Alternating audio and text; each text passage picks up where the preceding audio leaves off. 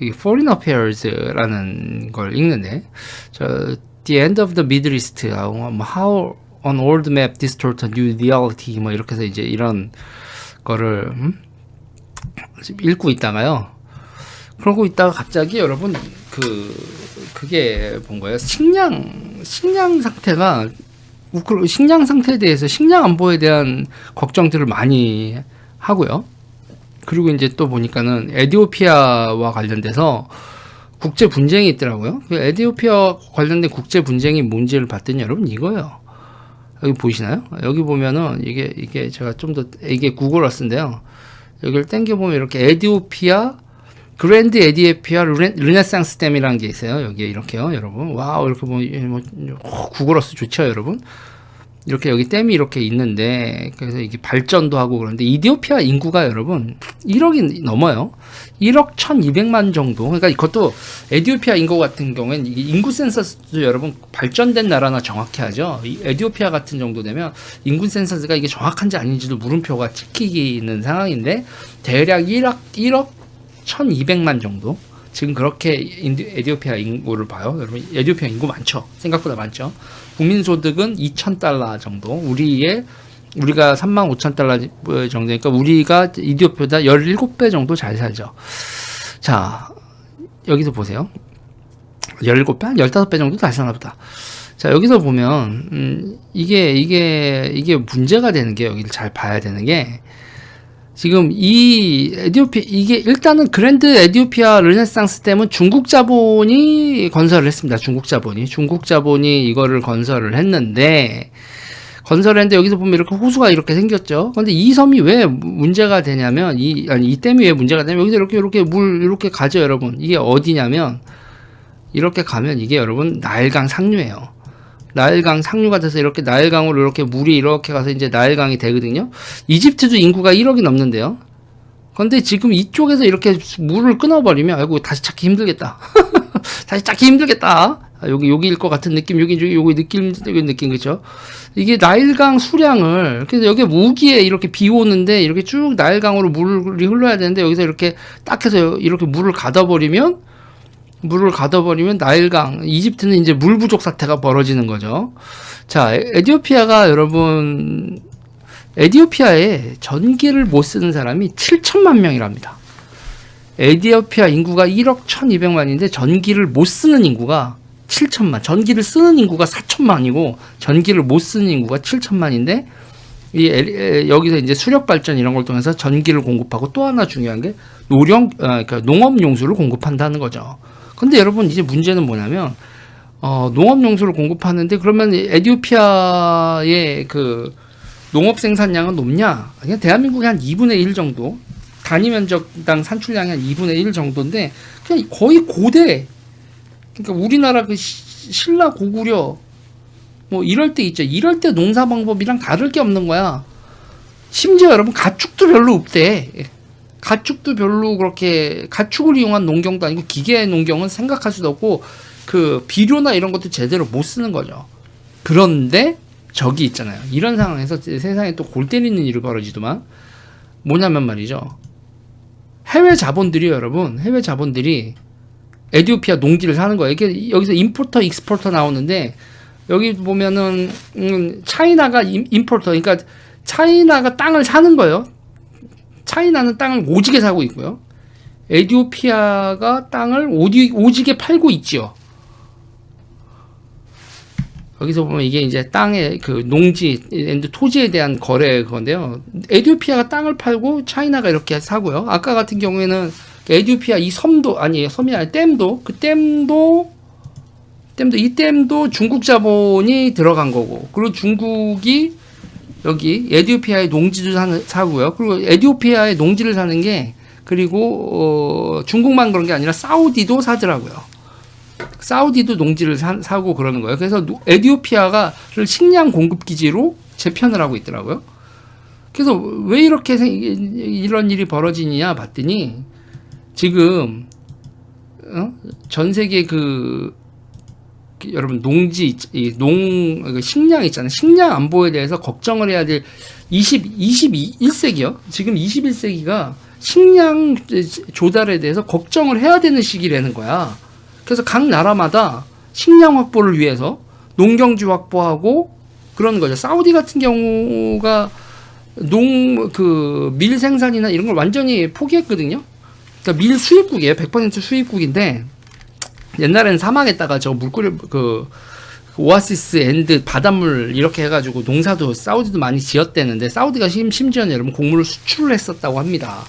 근데 생산 원가가 판매 가격보다 훨씬 더 위였대요. 근데 왕이 그래도 밀을 폼나지 않냐 해서 밀밭을 그냥 돈 들여서 밀밭 만들어서 100만 원에 만들어서 밀을 재배해서 50만 원에 팔고 이런 미친 짓을 사우디 왕이 했었는데 근데 그거를 다 포기하고 이제 전부 다 100% 수입을 하는데 식량 안보 위기가 오는 상황에서 에티오피아에 사우디도 땅을 매입하고 뭐 이렇게 하고 있다. 중국 자본 사우디 그리고 이제 에티오피아 내전이 있었는데 그걸 사우디하고 뭐 이런 나라들이 개입해서 그 내전도 에티오피아가 내전을 하든 말든 신경도 안 쓰고 있었던데 근데 에티오피아 별 자원도 없거든요. 자원도 없고 그러니까는 전 세계가 별로 관심도 없이 그냥 에티오피아, 소말리아 이렇게 그냥 해적들을 날리고 내전 나고 그냥 그런 걸 그냥 방치하고 이렇게 돼 있었는데 국제사회가 에티오피아에 개입을 한 이유가 여러분 식량을 확보하기 위해서. 이게 세상이 지금 어떻게 돌아가고 있는 거야? 세상이 어떻게 돌아가고 있는 거지? 이게 머리가 아파오는 거예요. 아니 우리는 지금 당연히 식량은 조달하는데 별 문제가 없는 자원이고 그리고 석유나 이런 것도 그냥 다 국제무역에서 자유롭게 되는 거라고 한 70년 동안 미국이 패권을 잡은 한 70년 동안 그렇게 생각을 하고 왔는데 전 세계가 지금 뒤죽박죽인 거지. 뒤죽박죽 난리 버거지. 이렇다는 겁니다. 그러니까는 이런 거에 대해서 이거에 대해서 여러분 이런 거에 대해서 지금 우리나라 지금 제가 농업연구원하고 기타 등등을 막 뒤져보다 보니까 우리나라에서는 여러분 우리나라도 지금 이걸 감지를 하고 있어요. 그러니까 에티오피아가 식량 생산 기지로 그리고 사우디나 중국이 지금 현재로서는 사우디하고 중국 두 군데가 보이는 거거든요. 사우디와 중국이 저기를 식량 생산 기지로 개발을 시작을 했다. 그러면 우리나라에서는 뭘 팔아먹을 수 있어요? 비료 팔아먹자. 비료하고 에티오피아 저거 본격적으로 농업 생산이 시작되면은 비료가 어마어마하게 팔릴 것이다라는 얘기가 나오고 있고 그리고 여러분 또 하나가 있어요. 또 하나가 있는데 이거와 관련해서 또 하나가 있는데 이게 여러분 에티오피아의 위치 있잖아요. 에티오피아의 위치가 이렇잖아요. 에티오피아의 위치가 이러면 여기서 식량을 싣고 나가고 이렇게 쭉 나가지 않습니까? 그러니까 여기서 이쪽으로 나가서 이렇게 여러분 이 지구 이렇게 돼서 이렇게 가겠죠. 이 과정에서 뭐냐면 해양 교통로, 인도양과 저기 홍해에서의 해양 교통로가 정말 중요해지는 거고 그러면서 여러분 또 이게 이렇게 연결이 되는 거더라고요.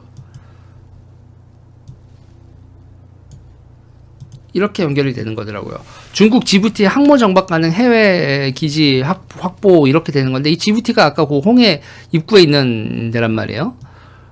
그러니까 전 세계가 지금 식량 확보를 위해서 여러분 최소한 사우디, 중국은 에티오피아의 전략적인 이해관계가 생기고 있는 거예요.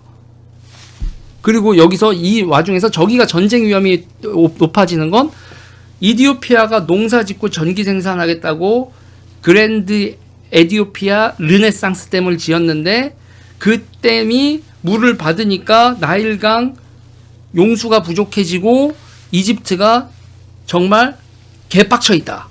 이런 겁니다.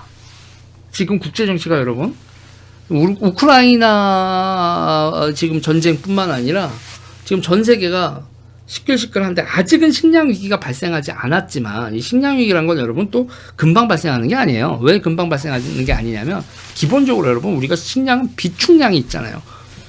그리고 흉년이 있고 풍년이 있는데 그런 거 하세요. 여러분 뭐 카길이라든지 뭐가 됐든 이렇게 여러분 그거잖아요. 사일로도 있고 비축량이 있어서 금방 발생하진 않는데 이게 징후가 나빠지면 뭐야? 1년, 2년 정도의 비축량이 오지고 지리게 문제가 발생하기 시작을 하면 그때부터는 정말 심각해지는 거죠. 지금 전 세계가 21세기는 식량 안보를 생각해야 될 시기라는 거고 그렇다면 대한민국은 어떻게 해야 되느냐?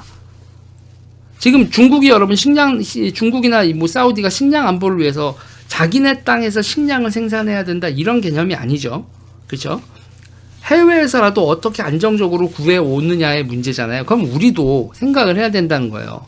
우리도 국내에서 자립하자 말도 안 되는 거고요. 인구 5천만으로 대한민국 땅에서 자립하자 이건 말도 안 되는 거고, 해외의 식량 생산 기지, 그리고 그 식량 생산 기지에서 식량을 이렇게 안정적으로 실어올 수 있는 루트, 이런 것들에 대한 생각을 대한민국도 해야죠. 근데 이걸 너무 생각 안 하고 할 수 있었던 이유는 한미 동맹 때문에, 우리가 미국하고 동맹 맺고 돈만 지급하면 되는 거지 이런 걸 우리가 뭘 생각해라고 했는데, 그거는 우리가 정말 족밥 네이션이었을 때의 마인드고, 미국이나 국제사회가 한국, 야, 너 이탈리아보다도 GDP가 높아, 1인당 GDP가 이탈리아보다도 높은 나라야, 뭐 이렇게 나오면서 너희 한국 이제 국제적으로 이런 거에 대해서 너희들도 신경을 써, 책임을 다해, 이런 얘기가 나오고 있는 상황이니까 우리도 좀 신경을 써야겠죠.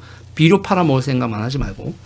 제가 아침에 이렇게 좀 국제 뉴스하고 좀 보다 보니까 이거는 우리나라에서, 야, 앞으로 우리나라 행정부 제국을 경영하는 마인드로 세상을 바라보고 정치를 생각하지 않으면 이 나라 큰일 났다. 근데 대한민국 정치인들이 이런 마인드가 진짜 없거든요.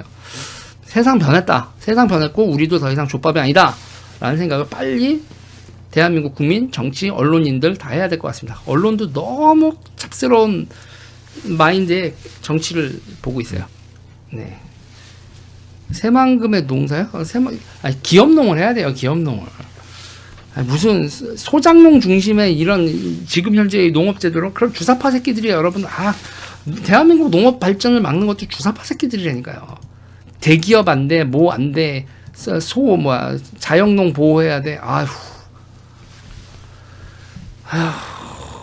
그러니까 농업 방식이 당연히, 여러분, 옷도 여러분 공장에서 만드는 시대에 내가 웃기는 거예요.